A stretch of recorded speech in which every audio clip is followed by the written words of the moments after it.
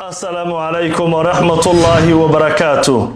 walalaha qiimiga badan ku soo dhawaada weeraraha halisa ay Israa'iil caawa la kulantay iyadoo xuutiyiinta caawa ay duqeeyeen goobo muhiim ah oo ku yaala gudaha Israa'iil muddo 2 isbuuc gudaheeda ay xuutiga waxa ay qaadayaan weerar la sheegay inuu saameeyay goobo la sheegay dhaqaalaha Israa'iil in ay dhibaato weyn u geysanayso waxaynu barnaamijka iskula eegi doonaa caawa weerarka xuutiga ay ku dhufteen gudaha Israa'iil saameynta uu yeeshay dhinaca kale waxaad barnaamijka ku maqli doontaa Hamas ayaa caawa marka la gubtay kaara kamida kaarayaasha ugu casrisan Israa'iil looguna yeeray Markeva iyadoo Israa'iil ay sheegaysay inay doonayso inay ballaariso dagaalka Gaza laakiin maxaa ka raacay yana macluumaad dheeraad ah ayaan idinkaga diyaariyay qodobada sidoo kale barnaamijka aad ku maqli doonto waxa kamida dalalka Carabta ayaa markii ugu horeeyay waxa ay dhisanayaan ciidamo Carbeed oo xoogan oo ay ku suganayaan amaankooda kadib markii Israa'iil weeraradeeda ku fiday dalal badan oo Carbeed oo ay kamid tahay Qatar, Suuriya, Lebanon iyo Falastiin iyadoo Masar hadda la sheegay inay dareemayso halis amni yaa soo jeediyay qorshahan ciidan miyuu hirgalaya faahfaahin iyo akhbaar ayaan idinkaga diyaariyay qodobada sidoo kale barnaamijka aad ku maqli doonto waxa iyana kamid ah ra'iisul wasaaraha dalka Qatar ahna wasiirka arrimaha dibadda dalkaasi Sheikh Mohammed Al-Thani ayaa sheegay in xadgudubka Israa'iil ay u geysatay dalkiisa una hor istaagi doonin in dadka reer Gaza ay ugu hiiliyaan codkooda iyo dadaal diblomaasiyadeed weerar halisa ay caawa Israa'iil la kulantay mar kale iyadoo xuutiyiinta dalka Yemen ay qaadeen weerar kamida weeraradii ugu halista badnaa Israa'iil ayaa hawadeeda xirtay gaar ahaan koonfurta kadib weerarada diyaaradaha xuutiyiinta oo ah diyaaradaha aan duuliyaha lahayn iyo gantaalo ay ku garaaceen dhulka ay Israa'iil haysato Israa'iil ayaa caawa waxa ay la kulantay weerarka xuutiyiinta iyadoo bartilmaameedyada ay xuutiyiintu beegsadeen la sheegay inuu kamid yahay garoonka diyaaradaha ee loo yaqaan Ramon oo kamid ah garoonada ama garoonka labaad ee ugu weyn Israa'iil ay leedahay waxa halka laga maqlay qaraxyo waaweyn oo deegaanada u dhow airport-ka laga maqlay sida ay sheegtay warbaahinta Israa'iil gudaha Israa'iil ayaa laga hadalhayaa caawa qaraxa waxa saameeyna uu ku yeeshay ee dhibaatada uu geystay wali militariga Israa'iil wax faahfaahin kama soo saarin qaraxaasi iyo saameynta uu leeyahay horay Israa'iil ayaa mamnuucday in macluumaadka ku saabsan weerarada gudaha Israa'iil ay ka geystaan xuutiyiinta iyo kooxaha kaleba inaan la soo bandhigi kareynin ilaa ay fasaxaan waxay ugu yeereen militariga Israa'iil waxa marka hore warbixinta bixiyo oo siday rabaan u soo gudbiyo ee radioga militariga Israa'iil kadib ay warbaahinta qaadataa laakiin waxa la leeyahay wixii dhacay way adag tahay waxyeelada uu geystay qaraxaas weyn in la qariyo laakiin ilaa hadda lama ogo dhibta uu geystay xuutiga ayaa hore u ballan qaaday inay laba jibaari doonaan oo ay badin doonaan weerarada ka dhan Israa'iil dilkii ra'iisul wasaarahooda kadib xuutiyiinta waxa ay geysteen ilaa 4 weerar oo la sheegay inay yihiin dhammaan weerar halisa oo qaar kamid ah gantaaladooda ay u gudbeen gudaha Israa'iil tan intii ay Israa'iil weerartay magaalada Sanaa halkaas oo ay ku dishay qaar kamid ah golihii wasiirada xuutiga uu hogaaminayay ra'iisul wasaaraha Ahmed Al-Rahawi intaas wixii ka dambeeyay xuutiga waxa ay sheegeen inay argudan doonaan Israa'iil isbuucan waxay u tahay isbuuc aad u adag waxa la jabsaday telefoonadii Netanyahu wasiirkii gaashaaniga Katz iyo wasiirka dalxiiska iyo qaar kale oo golahooda wasiirada iyadoo muuqaalo laga duubay baraha bulshada aad loogu faafinayay waxa yaab leh waxa weerarkaas fuliyay dhalinyaro Turki ah oo waliba ku faraxsan inay weerarkaas fuliyaan oo ay u gudbaan telefoonka Netanyahu iyo golihiisa wasiirada way walalaha qiimiga lahow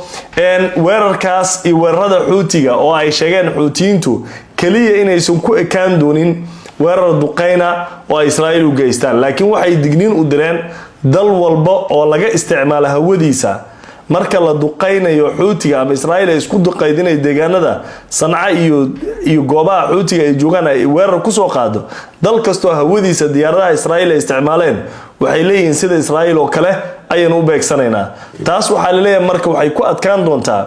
hawada Israa'iil ay isticmaali doonto ilaa toos ugu soo gudbi karto xuutiga macnaheedu waxay tahay xuutiga hore waxay ugu dhufteen isbuucii hore Masar ay gantaal ku dhufteen goob u dhow deegaanada Israa'iil ay ku sugan tahay sidoo kale Sacuudiga dekad ku taala ay gantaalkeeda ku dhacday inkastoo xuutiga ay sheegin inay iyaga ka dambeeyeen ama ay ugu talagaleen inay goobaha garaacaan haddana waxa la yiri waa fartiin muujinaysay in xuutiga awood ay u leeyihiin goobta ay doonaan iyo goorta ay doonaan inay garaacaan iyadoo hore xuutiyiintu ugu qasbay in Mareykanka uu heshiis la qaato xuutiga oo Israa'iil ay ka madax bannaan tahay si xuutiga ay u dhaafaan maraakiibta Mareykanka ee ku sugnaa badda cas way walaalaha qiimiga loo qaybta wararka xuutiga iyo weerarada Israa'iil ma ay ku qaaday markaan meesha ugu gudubno ayadoo uu noo soo socdo dalalka Carabta oo markii ugu horeeyay sheegay inay dhisayaan ciidan midaysan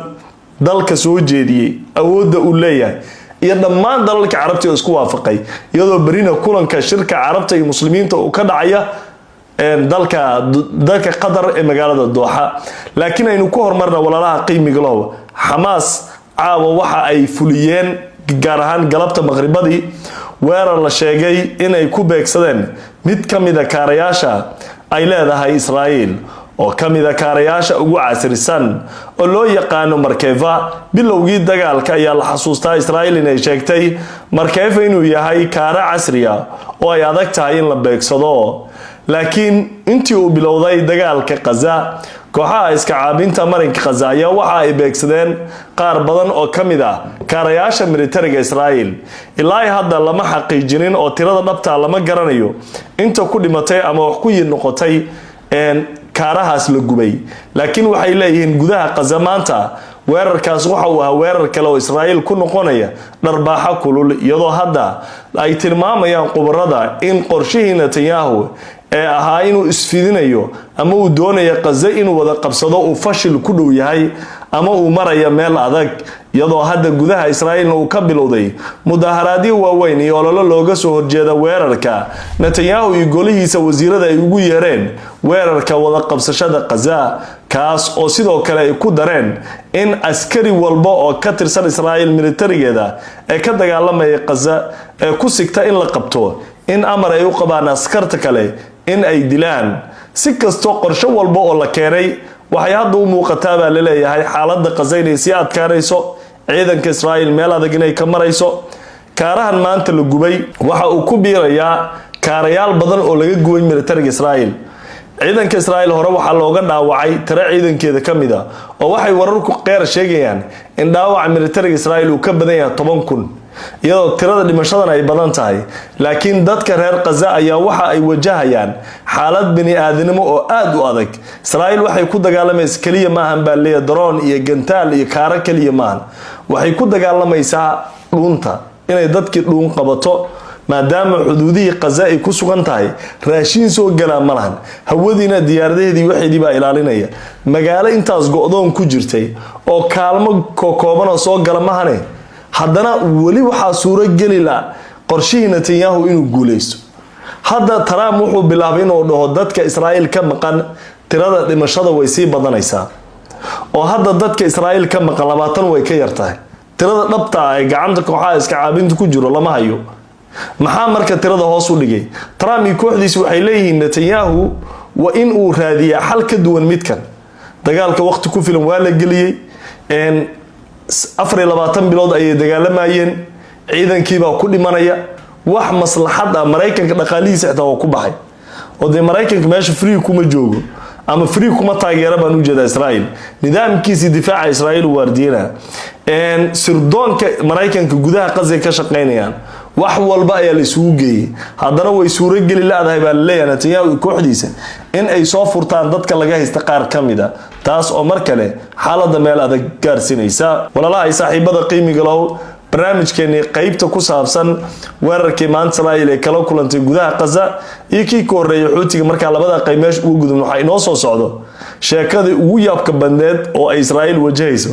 wadamada Carabtana haday u hirgeliyaan ay noqonayso guushi ugu weyn ee taariikhdooda muhiim u tahay oo ay isku raaceen inay qaadayaan dalka Masar ayaa dalka soo jeediyay in dalalka Carabta ay sameeyaan ciidan midaysan oo markaa amnigooda iyo nabadgelyadooda ilaaliyo. dalalka carabta ayaa hadda waxa ay dareemayaan in xaaladii ugu adkayd oo dhanka amniga ah iyo jiritaankooda inay dareemayaan kadib markii Israa'iil si ula kaca ay u duqaysay gudaha magaalada Dooxa oo kamid ah wadamada ugu muhiimsan dalalka carabta. Qatar marka laga hadlayo waa dal siyaasad ahaan istiraatiiji ahaan muhiim u ah carabta. Israa'iil oo aanan gambanin inkirin ayaa sheegatay weerarkaas inay ka dambeysay iyadoo sheegtay in magaalada Dooxa ee dalka Qatar ay ku beegsanayso Xamaas. xilligaas wixii ka dambeeyay dalalka Masar iyo qaar badan oo ay kamid tahay Imaaraadka Sacuudiga ayaa dhammaan cambaareeyay iyagoo u arkay tani inay tahay xadgudub madax banaani dhuleed oo lagu soo xadgudbay. dalalka carabta ayaa wax badan iska indhatiray dambiyada waaweyn Israa'iil ay ka geysanaysa gudaha marinka Gaza, laakiin caawa iyaga ay hortaala. ugu dambeyn Masar waxay soo jeedisay in la sameeyo ciidan Carabeed oo xoogan oo sida NATO oo kala dhaqaale badanna lagu bixiyo. dalalka carabta oo ay ku jiraan Sacuudiga, Imaaraadka, Qatar dhammaan way ku raaceen ayaa la leeyahay, iyadoo dalalka kale oo Carabeed kulligoodna ay soo dhaweeyeen.